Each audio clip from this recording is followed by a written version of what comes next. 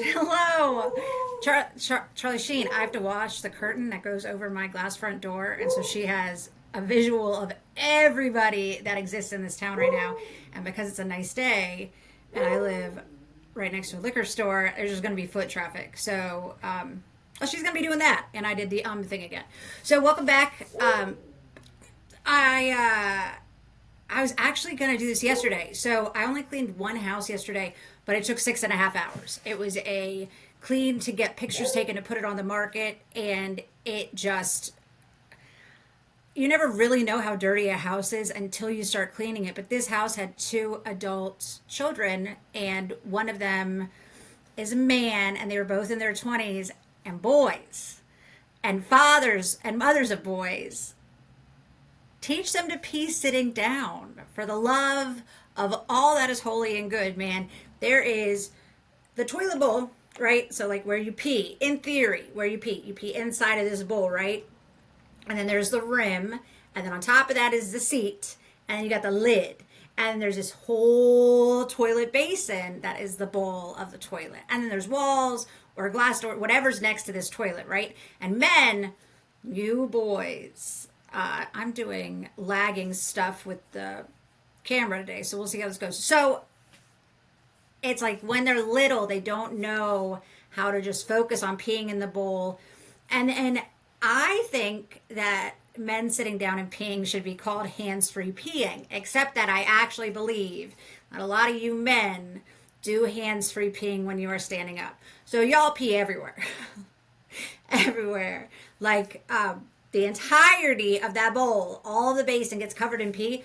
If your toilet has sides with those little knobby things on them, it's going to get dried puddles there. It goes all the way down around the basin. Sometimes, depending on who's doing it, it'll get up on the actual toilet tank. The walls get covered. And then, because you guys peed down the front, it'll actually stain the sealant around the toilet. It's good stuff, right? So the house yesterday took me 6.5 hours. So I was gonna do this when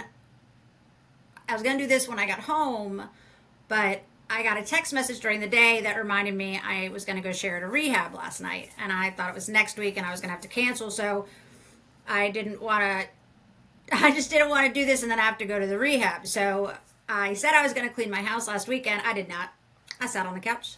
And I thawed out a key lime pie. And because I have no self control, trash was going out Sunday. So that pie was thawed on Saturday and it was finished by Sunday so I could throw away the tray. So I ate a whole key lime pie by myself.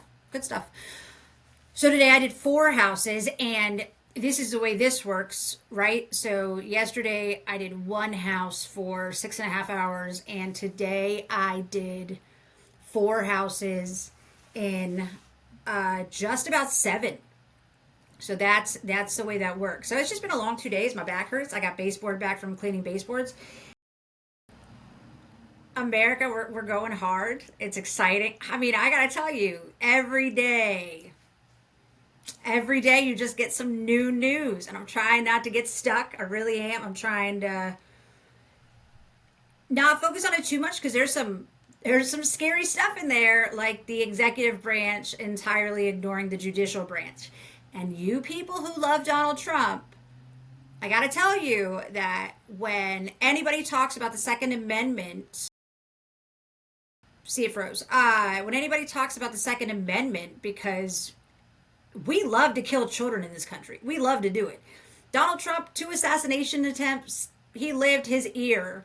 That's a big ass man, right? Like, he's real tall. He is not thin. I know he lost weight. I'm just saying, let's call a big man a big man. He's a big man. He's a big, broad, wide. He's a big target. And he's orange. He's got that thing with his hair, right? The big target. Dude only hit his ear. And I don't even know if anybody took a shot at him the other time. But he lived. Right? You walk into a school with kindergartners, little babies, your little kids, right? You walk into a school with little kids who don't even come up to your hips, and you have a gun. They all gonna die. We're real good at killing little people that you shouldn't be able to find as easily as a gigantic man. But so, the Second Amendment, people love to be like, the founding fathers wanted us to have the right to bear arms. But in any case, right? So we want to be able to have a militia if we have to overthrow our government. But so when it comes to what's happening right now, the federal judges are trying to stop some of the stuff that Trump is doing because not all of it's legal. I don't care if you agree with him or not. It's just not legal. And that's fine. I agree. Some of his ideas are good. His execution is awful because he's a brat. But we have a system of checks and balances that was in fact put in place by those founding fathers who you love to talk about when it comes to the right to bear arms. So I'm just saying, weird times, America. So what I'm going to do today, which I thought about doing again yesterday, but then I was going to the rehab to share, is I'm going to talk about why I stopped drinking. Because I just think sometimes this stuff does need to be talked about. We have anonymity in AA, and I've never had any. I just haven't. Also, I gotta say, this is not a good chair for this. I find myself slouching. Now I'm doing all of this, which is awkward. My masseuse likes to tell me my shoulders from stress are sitting in my ears. I can see it. And I really want to sit Indian style. And I know that I'm supposed to say crisscross applesauce, but why can't I just say Indian style? Also, why on Halloween, if say you do cowboys and Indians, why is it all of a sudden cultural appropriation? Like we can do the thing where we call them Native Americans because nobody landed in India. It's a whole ass different country covered in Native Americans, you dum-dums.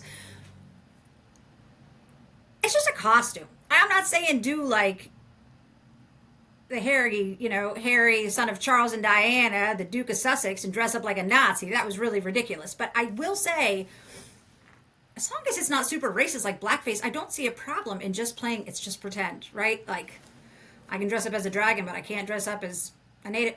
It's just silly. See, we're sensitive. Hi, my name is Kirsten, and I am an alcoholic. And that's 3 ums. We're gonna try. So I talk at a rehab once a month because a big part of sobriety, if you're in a 12-step program at service, we spend a lot of time thinking about ourselves, even outside of this program. Sometimes I think that it's only people in AA or NA who are selfish and self-centered, and that's just not true. The entire world pretty much is selfish and self-centered. They just have different coping mechanisms than alcohol and drug abuse, and that's 4. My new coping mechanisms are comedians and Nike. So we all got a thing. But sharing, like 12-stepping, listening to other people, getting out of yourself.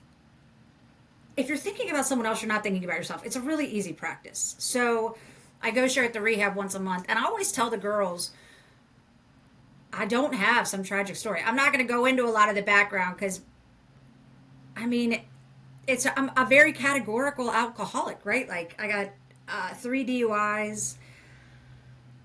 There's a tattoo on my wrist. It's supposed to be a tulip. It kind of looks like a hop or an artichoke. It says that this too shall pass, which I didn't realize. I had some foreshadowing there, but I broke my wrist when I was drunk and doing drugs, and I got a tattoo to cover the scar because I had to have surgery. I didn't realize I'd broken it. I've broken my nose. I've broken fingers, toes. Pretty sure I restructured my kneecaps from falling on them so many times. Countless bruises I didn't know how I acquired. Knots on the forehead. I am a fall down blackout drunk. And part of the reason I don't have any anonymity is because I was a blackout drunk in my hometown. I was a blackout drunk at college. And I was a blackout drunk where I live now. I didn't, people who knew me knew the way that I drank, and it normally ended with me falling on the floor and waking up in a place I wasn't supposed to be. And mom, dad, any family, if anybody happens to listen to this, it is my family. Yeah, I did some drugs. Sorry, mom, dad, love you so much. I try not to confess things to you guys because I just don't think you need to know everything that I did. I love you so much. You're wonderful people, but you just don't have to tell people everything. Sometimes the truth does hurt them. So if you want to check out, if you're my family, that's fine. I am still sober. It's been 6.5 years. You guys can stage left. So that was just what my drinking looked like. And I got into a vocation. I was a bartender for 12 years, and I was amazing at it. I know that for fact. but I got into a vocation where my behaviors were acceptable, and I found friends where my behaviors were acceptable. And you really don't know what you don't know. And I didn't realize what I was doing to myself until much later. And I did not go to rehab. It's not a part of my story. I was not physically. Hi, buddy. It was Freddie Mercury's birthday either today or yesterday or something. We make it up because rescue. I don't know. So he's 3 now. This fluffy guy is shedding all over my house. Double coats.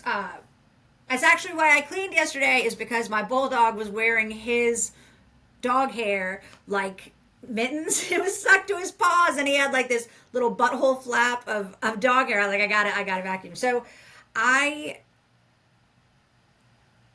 didn't do rehab, right? I'm not physically addicted to alcohol. I'm not physically addicted to drugs. What I pick up, I can put down. And I'm not special in this. I don't like talking about my feelings. I've got 2 feelings I like: middle of the road and up. I'm terrible at being angry. I don't have chronic depression, but if I am sad enough for long enough, I will slide down that slope. And I'm just a very low functioning depressed person. So I don't ask for help. I don't like saying, like, some things just hits like kitty litter. Asking for help, saying I'm sorry, talking about my feelings. To this day, I do not talk about everything inside of myself. I don't. I will when it gets good. I've talked about this before. I will when it gets uncomfortable, but I just don't freely offer up my insights. I just don't. So I drank on everything, man. I drank on everything. I drank on divorce. I drank on not having a child with my ex-husband. I drank on finding out I was pregnant with people I shouldn't have a child with. I drank on everything. And at some point during this, I'm probably going to make some dark jokes. There's this comedian, Adrienne Appalucci, I think is how you say her last name, and she's got this special on Netflix called The Dark Queen. And it's apparently like she pisses people off to the point where they walk out. And I listened to her comedy, and I was like, ugh. Because, I mean, not like bad. Like, she's funny, but I am just naturally dark. Because if I survived it, it is now fodder for entertainment. Because if I don't laugh at the things I did, I've never self-mutilated, but I'm not going to lie. This is like cutting yourself material over here. So I drank on everything, man. I drank at people. I had this woman in a meeting one time shared how she didn't just drink away the failures. She drank away the good stuff too. Like, if it was a celebration, I drank, and I probably blacked out. I don't remember my wedding reception. I had this amazing 4th of July party once, and I might total recall that. It was a really good party, apparently. I don't remember. And I'm not the person who says, like, a lot of AA's got all these sayings. And I'm not the person who says, like, my best day sober, or my worst day sober is better than my best day drunk. That's not how I feel. I had some fun drinking. I really did. Virginia Tech football. Whew. I know Michael Vick dog fought. I know he did. I also know he served his time. And if we forgive people for so much worse. And I love dogs. I love in the world. I really do. And it is abhorrent what he did. But prior to the dog fighting, my freshman year at Virginia Tech, Hokies, Hokies, that guy, man, we went to the Sugar Bowl. We did not win. I still hate FSU to this day. Oh my God. I was just like, I had some great times drinking, but the end of my drinking did not look like that. The end of my drinking was misery. The last 6 months, I say it at the rehab all the time, like, drinking for me was like a game of chutes and ladders, right? You go up a little ladder. If you fail, you only come down a little slide. By the end of that game, if you've almost won and you hit a slide, it's all the way back to start. And that was just my last 6 months. I'd gotten demoted at my job from bar manager to just bartender. I hated the new manager. He was one of those guys who just touches without permission. I hate that so much. And he had this dead leg. I don't know why he was dead. He limped. And I am not a person who hates people with limps, but I hated his dead leg. He just dragged it around. Oh, couldn't stand him. So, I had 2 full-time jobs at the time. I was working at Costco. I was working at the bar. And I was drinking a lot. And I had stopped doing mixers. I was just, at that point, I was doing tequila. It was gluten-free. I was going to lose weight drinking tequila. And the hangovers weren't as bad as they were with Tito's. So I slid over to Jose Cuervo Gold, and I did not get thin. The gluten didn't matter at all. So I had gotten a third DUI in July of 2018, and 2% of the population gets a DUI, right? It is bad luck your first one, except if you're me and you drive the wrong way down the highway for about 12 miles. And I did it like a boss, and I do mean that. Like, I stayed in my lane, I went 60. I didn't hit anybody. I'm very lucky I didn't kill anybody. I wouldn't have known if I did, because I came out of a blackout crying like a baby in jail. There are times where you figure out that you are not tough, and mine, I figured out in the back of a cop car. I just did, man. I just did. And can we normalize being honest about the things that we would have sucked dick for? Because I would have sucked dick to get out of going to jail. 100%. I have sucked dick for nothing my entire life. I would have sucked dick to get out of going to jail. So my first one was a big one. I really deserve that.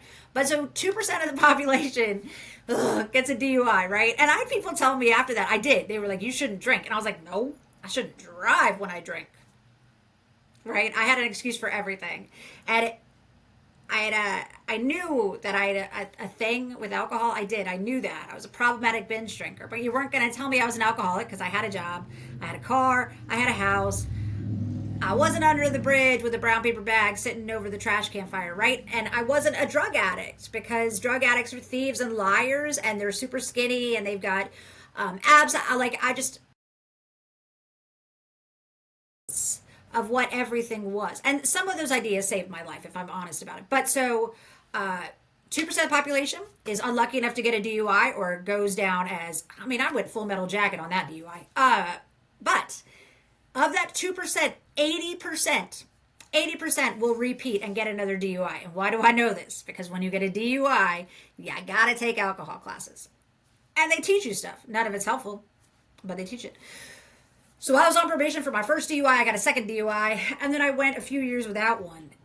But July of 2018, man, I was driving home. I'd worked both jobs that day. I had plantar fasciitis, and these are not excuses. This is just facts. I had bruised ribs and plantar fasciitis. And I don't know if you've ever had plantar fasciitis, the universe, but it is one of the most painful things you're ever going to find. And I was drinking. I worked on my feet at Costco in composite toe shoes, which are basically steel toes. And then I was a bartender. So I was drinking tequila that night. And when I drove home, my car looked like pull me over. I'd been hit and ran. I hadn't got it fixed yet.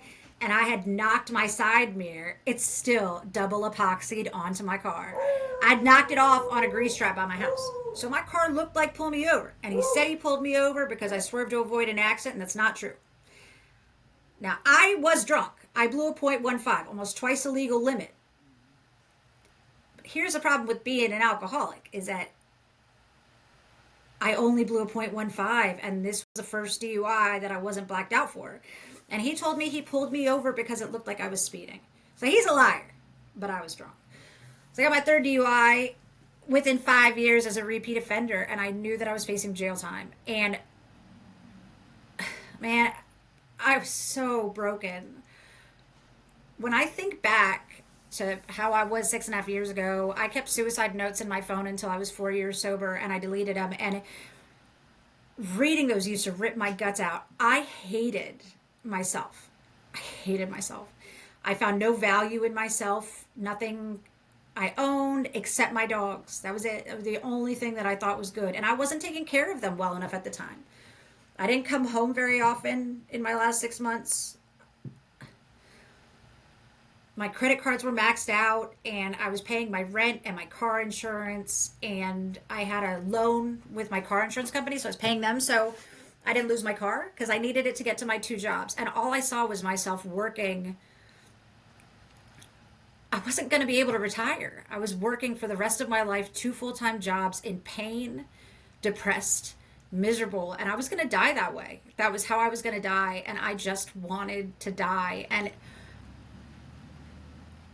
they have a saying, I was sick and tired of being sick and tired, and I didn't plan on getting sober. I have been sober for 6.5 years by accident.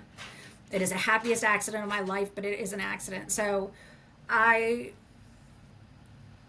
didn't kill myself, clearly. I fell asleep. That's why I'm not dead. I had sleeping pills and a bottle of tequila, and I fell asleep because I'd been drinking earlier.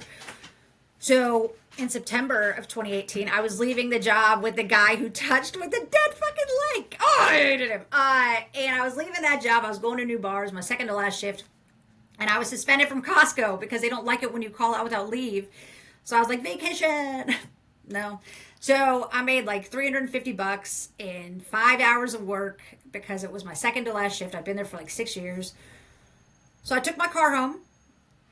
This is key. I took my car home, and you know I haven't been drinking it. I took my car home. I had a blow and go.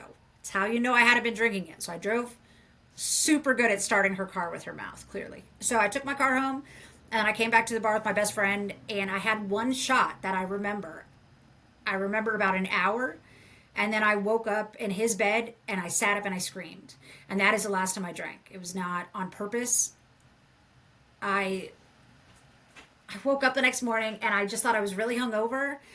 I called my little sister after I got dropped off at home, and I told her that I thought I dislocated my shoulder. So my sister and my mom drove up from Northern Virginia to take me to the hospital. I literally live like a half a second from the hospital. They drove an hour. They drove an hour to take me to the hospital. And when we walked to the hospital, the male nurse looked at me. It's not actually pertinent, but I think of Meet the Fockers all the time, or Meet the Parents, and how they made fun of him for being a male nurse. This guy had no bedside manner. He was right. He was right about everything. He was just a dick. And I can't blame him. I know they see people who don't want help every day. But, God, he was a dick. So he asked my mom, my sister, if I had any depression or suicidal ideations. And my little sister, man, I have loved her when I have not loved myself. And that girl betrayed me. She told him the truth. Bitch. So he walked into my little ER room, and he told me I had a broken collarbone. I ended up seeing a Snapchat on a girl's story of me. I fell on the floor. Like I probably went to lean on a table. I fell. I slammed my elbow so hard on the ground that I broke my collarbone. And he looked at me and he handed me an AA pamphlet. And he said, I don't even know if he said get help. He just handed me an AA pamphlet. And I said, I'm not an alcoholic. Give me my fucking sling and my fucking prescription. And then I gave the AA pamphlet back to another nurse who I told I didn't need it. And I mean, I reeked of tequila. Such a mess. So I was furious. So I walked across the street. This is how close I lived to this hospital. They drove an hour. I walked across the street. And my mom and my sister, man, you don't always deserve the way that people love you. I need you to know that. You just don't always deserve it. And I didn't drink a lot in front of them. Like my nephews, as much as they know that I don't drink, I've never been this drunk girl in front of them. It was never, I drive drunk, but I don't drive drunk from Northern Virginia. I'm not retarded. So, yeah, my family just loves me. And we don't always see eye to eye, and we don't always get along. My dad's had me blocked on Facebook since like 2020. They love me.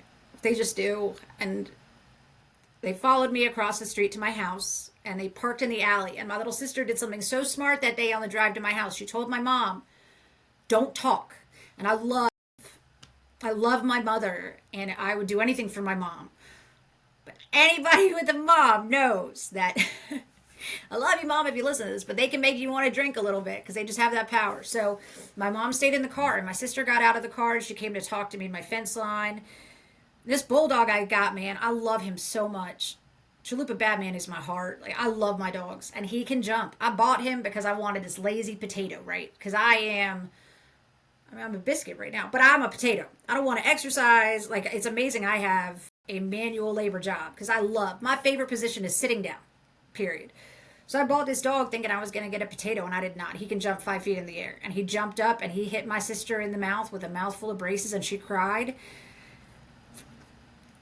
And I have been sober ever since. My sister, who I have loved when I have not loved myself, cried. That was it. And I said that I would try being sober. I said I was going to need help because I was going to quit bartending. I can be around alcohol. Drunk people make me want to shoot myself. Ugh, drunk people are the worst. So, I I said I would try, right? And my mom and dad, they gave me financial help for the first 10 months of my sobriety. My little sister, she called around for me. I needed alcohol class for that third DUI I told you about. She called this place in Frederick called Serenity Treatment. And there was this woman there at the time, this woman, Lisa. And there's just, I can categorically see the way my life went left and I ended up where I am on the downslope. But I can also see where everything started to turn and I went right. And I hate that it's pausing constantly. I don't know why it's doing that, and I'm sorry. But so my life went right, and Lisa was one of those steps. Like the first was saying I would try for my mom and my sister when my sister cried, and then the next was this woman Lisa, and she took one look at my record and my sling and my attitude and told me I needed IOP, intensive outpatient. And I was like, what is IOP? Because I'd only ever done like the hour classes a week. And I told my little sister to find me a place that wasn't going to give me an analysis test to make sure I wasn't drinking, because I was going to fix my drinking. That's what I was going to do. I was a problematic binge drinker, and I was going to figure out how to drink like a lady. I wanted a glass of wine with my steak. Get off my nuts. So I go to this place, and she says, I'm going to recommend IOP. So what is IOP? She said, 3 days a week, 3 hours a day. I said, lady, you must be nuts. I don't know if you know who I am, but I am busy. I got 2 jobs. I did not. I quit bartending, and I was on disability from Costco because of this broken collarbone that was self-induced, right? So she looked at me, and there are not many things that I'm afraid of. But she hit the nail on the head. She said, if you don't do this, and we get asked in court, we'll say you didn't do it and you might go to jail because of it, right? I'm afraid of jail. I think I might have said this in another podcast. In jail, someone is either going to punch me in the mouth or sit on it. And neither of those are going to be my choice. I'm not about it. So I started IOP. And if anybody finds anything they can compare in and on this, man, I've been a blackout drunk since I was 15. There were some times I was capable of having a couple drinks. Like, I guarantee you right now I could go out and have a couple of drinks and stop. But if I had more than a couple, I was going to black out. I just was. And again, I'm not physically dependent on alcohol. It is not that way for me. I hadn't burned my life into the ground to the point where I was homeless like some people. My not yet list is very big because I didn't do heroin. And because I didn't allow someone to put cocaine in a needle and into my arm. Because if that had happened, I would either be dead or probably still using drugs. But early sobriety for me was awful. It was awful. All that undealt with stuff, it came right here and sat in the front of my face and said, watch this. All that stuff you never talked about. Welcome to the shit show is pretty much what it said. And my head got... This podcast is called It's Loud in Here. I need you to know my head was so loud. And it was all misery. I was so broken. I was so sad. And the nights were almost unbearable because the world got quiet. There's no hustle and bustle, not everybody driving around to go to work. And I was just alone with this brain of misery, right? And I didn't go to AA. I broke up with God when I was 25 years old. One of my parents' best friends, he died of lung cancer, and he wasn't a smoker. And I know that people die of cancer. I know that. I know they die every day. I was 25 years old, and I had been fighting to believe in religion for a very long time because I like science. And you can just go back through history and look at war and genocides, and normally behind those, pedophilia, normally behind those, there's a religion. So when he died, that was it. And we talk about how like alcohol was me filling this hole inside of my soul with alcohol. That was my solution to my misery. And I didn't do myself any favors when I gave up on God. I just ripped the hole wider that was already in existence. And then I go to this IOP, intensive outpatient, and my counselor was a drug addict. If he's still alive, he is a drug addict. And he never called me an alcoholic. In AA and NA, we talk about we don't call you an alcoholic or an addict. I am not going to lie. If I find you in an AA meeting and you start talking pretty positive, I'll tell you you're an alcoholic and you should just stay. I mean, who just goes to AA? So I would not go to AA to listen for a while because the word God is in some of the steps. And I really had to, we call it contempt prior to investigation, right? So I wrote this program off because It was made of people, and people are fallible. And I had surrounded myself with people who just, I mean, basically shit down my throat, man. I didn't trust people. They they hurt you, right? They hurt you, and the things you tell them can be used again. They hurt you, and they use you, and they steal, and they hurt. And I didn't want people. I just thought that I would get sober and everything would be fine. I thought that I would quit drinking and everything would be fine, and I would figure it out, and everything would get better. And that isn't how it worked. That isn't how it worked. I got sober, and after I stopped drinking, I guess one of the biggest miracles there was that things just didn't get worse because I wasn't drinking on the things that hurt me so much. But I I think it was for maybe 2 months sober. I went to an AA meeting, and we do chips, right? We do these chips, and they have key tags in NA, and I don't know, maybe they give you a condom in Sexaholics Anonymous. I don't know. So in the beginning, in your first year, you get a chip every month. And I had people say that I was drinking and that I was a liar. I was a bartender for 12 years. So people, I mean, they just knew me as a drinker. And like, I went to the bar that I worked at for Crabs on a football Sunday 2 weeks after I gotten sober, right? I've been sober for 2 weeks. And I saw this old regular, and I was telling someone how I'm sober. I was like, I haven't had a drink in 2 weeks. And he was like, oh, I've been going to the gym for 2 weeks. Let's see who lasts longer.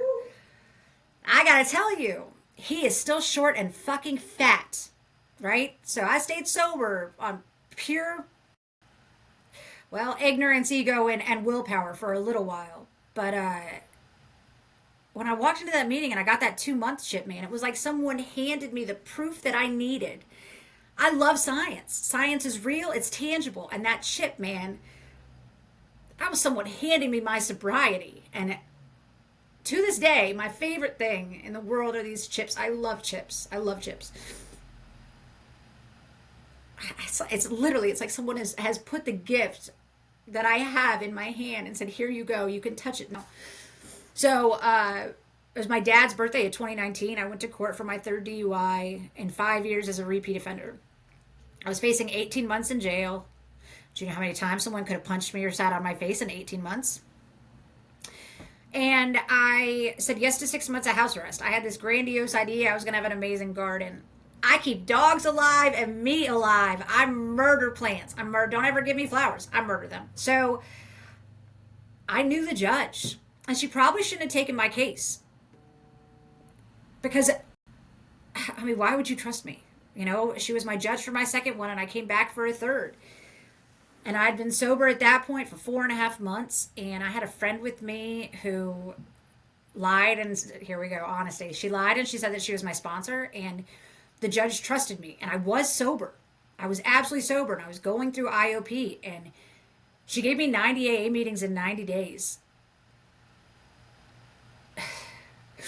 She was another step in saving my life. She was. And I went to my first AA meeting on my dad's birthday in 2019, and 13 meetings later, it took me 12 meetings later, my 13th AA meeting in 13 days, I was at a bar to meet my best friend for a band, and I walked in. There's no shade on him, because nothing that happened in my life is his fault. He was just a piece of the puzzle, and I love him. He's my best friend. He is absolutely still in my life today. But I walked into that bar, and he was drunk. And I don't know if you've ever seen yourself drunk. We're not cute. Drunk people are not cute, man. We're Slavi. And annoying. And I looked at my buddy, and I made it like 45 minutes. And I was like, you know what? I don't have to be here. I can go to an AA meeting. And I went to an AA meeting. And I walked in, and I told my buddy Dave, I said, that's it. AA has won. You guys have won. Because in that room of people that were just like me, that at one point were broken just like me, and they went into a meeting and they said I need help, and people helped them for no reason, man. I found hope that I didn't have to live the rest of my life the way I had been, and there just wasn't hope. There wasn't hope before there was AA, and it was so lonely. And then I had these people, and they pushed me to get a sponsor, because we push you to get a sponsor and work the steps. And I got the most amazing gift. I asked this woman who I love to be my sponsor, and with her, I got her husband. And in him, I got a second dad. And I got two people who have loved me from the moment that we started working together. I mean, all of us. They didn't ask me to change. They asked me to be honest and work through the stuff that was making me drink. And I did. And they just loved me. They loved every ridiculous part of me. And little Scott, he used to call me sweetheart, and his smile, he was the smallest man, and he used to say, stay right size, right? I still don't believe in religion. We have higher powers in AA, and mine is the universe because, again, science, real, right? And he'd say, stay the right size. Like, if I drank tomorrow, AA would stand. I am not ever going to be more powerful. I stay the right size, and the universe makes me realize I am just, an ant in the grand scheme of things. So I work the steps, and there's this great line in Shawshank Redemption. Also, the end of that movie is, in fact, at, oh my God, Sandy Point on St. Croix. It is an amazing. It's a leatherback turtle sanctuary, right? They lay their eggs there. People aren't allowed to tread there all year long. I go to that. Well, I go right before the beach at the sign on St. Croix. That is where Tim Robbins is shining his boat when Morgan Freeman walks up at the end of Shawshank Redemption. He drives North Shore in the eye. Chef's kiss on St. Croix and Shawshank Redemption. My nose is running because I'm crying. So, in this movie, in this movie, Tim Robbins, I'm going to assume that all of you are grown-ups and have seen Shawshank Redemption, because if you haven't, a little stupid, go see it. So at the end, at this movie, right, Tim Robbins, he escapes from jail, he climbs through the piping, right, and what does Morgan Freeman say? He says he swam through a mile of shit and came out clean on the other side. That's the steps of Alcoholics Anonymous, man. I swam through the shit and I came out clean on the other side. And I just put down the backpack, the heavy ass backpack of my past. I put it down. This is why I can joke about things today, because I put down the trauma and the hatred, and I hated myself. God, I was broken. I was broken. I also went to a psychiatrist when I was like 5 months sober, and I asked him for antidepressants so I didn't kill myself. Steps did the rest of the work, but I 100% believe in medication and science. So they took me through the steps, and I found love for myself. God, man, when people are like, that's my soulmate, I'm my own soulmate, suck my dick. I don't need you. I learned how to love all this. My favorite time of day is alone time. It just is, right? But so I worked this beautiful program, and that is where I started doing service. I started going up to, it's Mountain Manor, it's in Emmitsburg, Maryland. I started going up there once a month almost 6 years ago. I went when I was about 8 months sober, and I'm just going to keep going till, they don't need meetings and I don't need to be sober. And hopefully that never happens. I love the life I have today. Told you guys I was going to play dodgeball. I made the joke. Man, I made the sickest joke at dodgeball, and I hope somebody finds this funny. So there's this little kid. It ended up not being a real thing because the other team forfeited, and a son of someone came on the court, and I was the last standing on my team in this one game. I was like, I'm not going to throw a ball at this child. I was like, give me a fetus. I can murder it all day, but I cannot hit that kid with a ball. It was hilarious. I did. I told the girls last night, man, some people go up to the rehab and they talk about how people got to believe in God. I don't care what you believe in. I do not care, as long as it's not you. And I don't care what 12-step meeting you go to, because it's the same steps and the same traditions. And whatever group is stronger where you are, go there. Here where I am, NA is not as strong as AA. My friends all love opiates. I met them in AA. Because Alcoholics Anonymous here is a stronger program than NA. I've got a whole bunch of friends in other towns that go to NA because NA is strong there. I don't care what you go to. Just go somewhere and find people who will help you. I don't care what you believe in. There are people in this program who love to say, if you want what I want, then you'll do what I do. I also don't say that. I don't subscribe to the idea that I have to do things exactly the same way as somebody else did it. We're not the same person. You know what? I don't take people to meetings that are at the rehab. It's a half an hour. It's an hour just to go get them and bring them to a meeting. Another meeting is an hour, and then it is another hour to get them there and back. And that is if I do not deviate from the plan. And if we run exactly on time, that's 3 hours. That's 3 hours I could be with my dogs. When I am not at work, I'm with those dogs. I did them a disservice when I was drunk. Two of those dogs, I had them and I was not home enough. There's a reason why I cleaned up pee when I got home from cleaning 4 houses today. Because I didn't come home, and 6.5 years later, they're still not sure I'm going to. I trained them to think I wasn't coming home, and so I lay down pee pads and I cross my fingers. That's what I do, right? I quit bartending, and then I did it again. I said this the other day. I did it again for like 3 months after I came back from St. Croix for the first time. I went to St. Croix when I was 6 months sober, and I worked at a coffee shop, and I came back and I didn't drink. And when that little man who loved me like a second father, when he died November of 2023, I didn't drink. And I know you find out that heartbreak comes in a lot of ways after you stop numbing everything with alcohol. I have had friends break my heart because I lost them, because our friendship wasn't what I thought it was going to be, because I've said this, man, I love with every part of me, and it's part of why I hold something back now, because it rips me to shreds. I have had my heart broken. Losing Scott was one of the hardest things. Watching him die was one of the hardest things I've ever done. I don't even know if I've processed it all the way, if I'm honest about it. It's accepting something for me is almost like pushing it backwards. I've gotten to be there for sports games for my nephews, and I've been a really good sister, right? Like when she calls, I answer, and she was having a bad day one time, and I dropped what I was doing and I went to her. And I have these clients now. This is the longest job I've ever had, and I did it myself. And that's insane. And people trust me. They trust me in their house. They trust me with their pets. They trust me around their children. I have done so many things wrong in sobriety. I've been selfish and I've lied, and I've just been human, I guess is the end and the beginning of it. I've been human throughout my sobriety. But like I told the girls last night, man, I haven't drank. And alcohol just, it was my medication. It really was. I quit smoking. I was 2 years and 2 months sober, and I quit smoking. I love cigarettes. It's been 4.5 years just about since I had a cigarette or any nicotine. I'm not that person. I don't vape. Be a grown up. Get a cigarette. That's gross. You look like, how I know you suck dick? It's that vape in your mouth.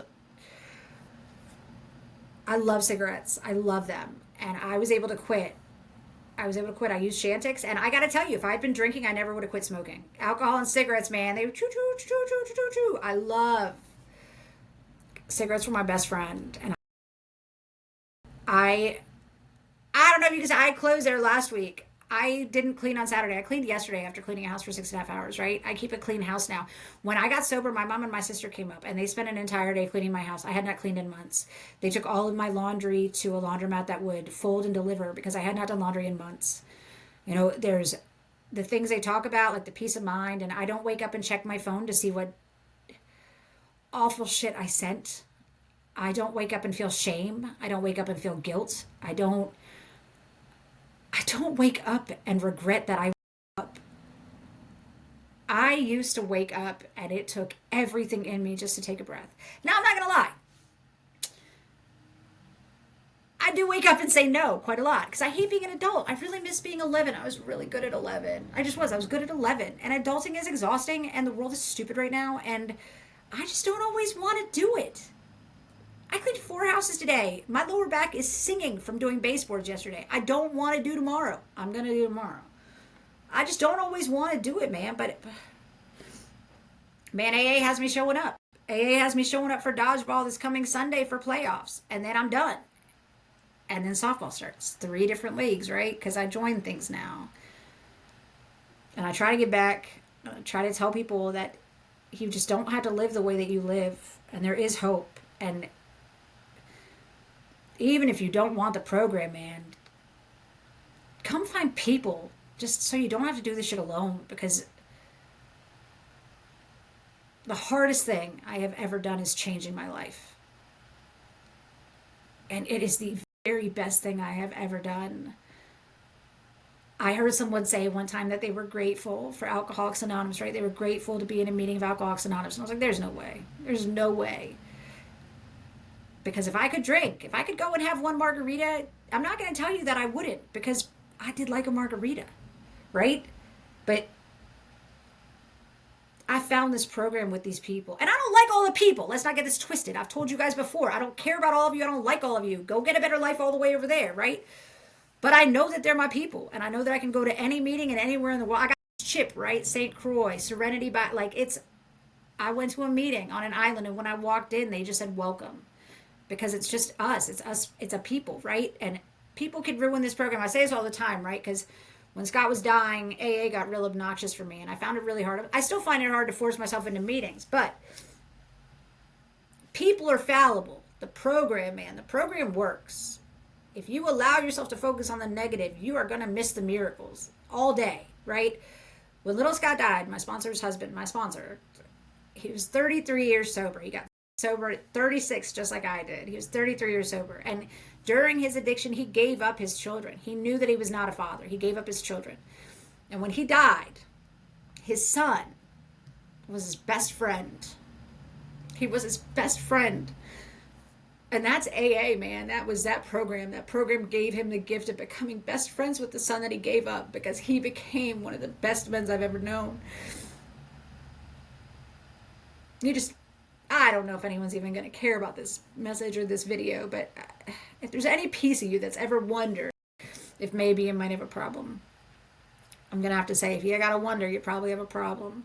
And there is a place you can go with people who will care, and people who will listen, and people who will love you because you walk through the door. And it's terrifying. And I was so scared to walk through that door into a group of people who were exactly like me, who had just already swam through the mile of shit and come out clean on the other side. They just already done it, right? They paved the road ahead of me, so I had somewhere to go to find help. And that is, man, I'm not always thankful, right? I don't wake up every day and go, woo! Because, come on. But I am grateful every day, because I shouldn't be alive. I should have died when I was 29. Who drives the wrong way down the highway? And I should have died again when I was 36, because I wanted to, and I was going to kill myself. And now I am 43, and my body hurts. But it kind of hurts so good, right? Because if it didn't, I wouldn't be here. So, that's it for today. I'm sorry that it keeps freezing. I have no idea why. And at some point, maybe I'll actually figure out how to work all this stuff. Because as of this point, it took me another half an hour to get this one going. So I appreciate you guys. Hopefully I will see you next time. Until then, have a wonderful week. Bye.